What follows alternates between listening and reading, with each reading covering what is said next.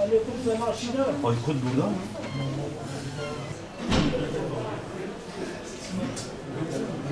Ömer vardı, Ömer Ali vardı. Ne çekti?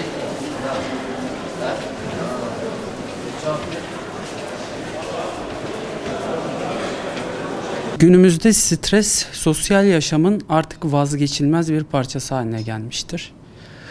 Yoğun iş ortamı, aile sorumlulukları, mali zorluklar ve diğer birçok faktör sosyal yaşamda artan stres seviyesine sebep olmaktadır. Ortaya çıkan stresin yönetilememesi durumunda, kronik bir durum haline gelmesi durumunda da stresin kalp sağlığı üzerine olan etkilerini görmeye başlıyoruz. Stresin kalp sağlığı üzerine olan etkilerinin birçok başlık altında tanımlayabiliriz. Öncelikli olarak stres anındaki salgılanan kortizol, adrenalin gibi hormonların kan basıncı artışına yol açarak kalp üzerine olumsuz etkilerini uzun vadede görebilmekteyiz.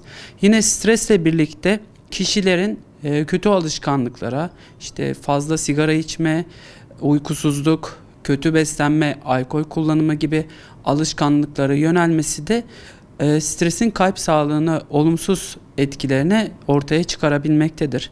Örnek vermek gerekirse kötü beslenme alışkanlıklarının sonucunda tip 2 diyabet dediğimiz metabolik sendrom, aşırı kilo alma, kolesterol yüksekliği gibi durumlar kalp damarlarının içinde plakların oluşup daralmalar oluşmasına ve kalp krizi, inme gibi durumların ortaya çıkmasına sebep olabilmektedir.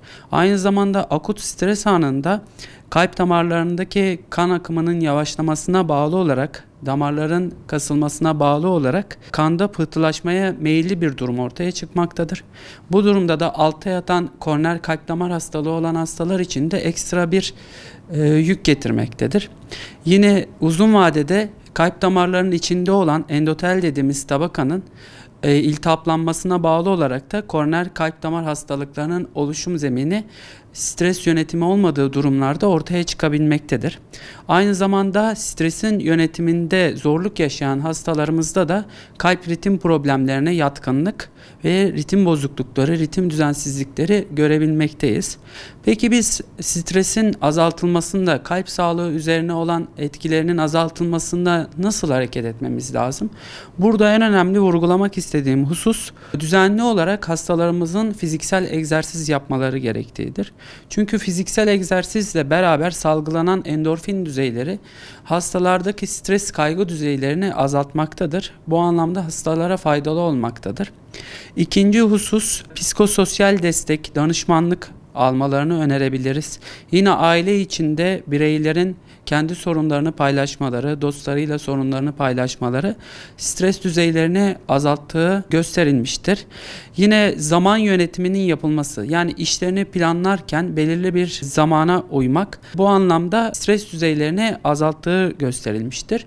Aynı zamanda derin nefes alma meditasyon uygulamalarının da kişilerde kaygı düzeylerini ve stres düzeylerini azalttığı tespit edilmiştir. Selam, hoş geldiniz. Hoş bulduk hocam. Nasılsınız? İyisin. Teşekkür ederim hocam. Allah razı olsun. İyiyim. Sabri Bey, uzan da bir bakalım kalbine. Tamam hocam.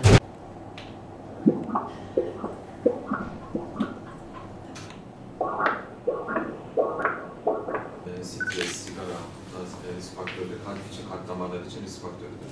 Bunlara dikkat etmeniz gerekiyor.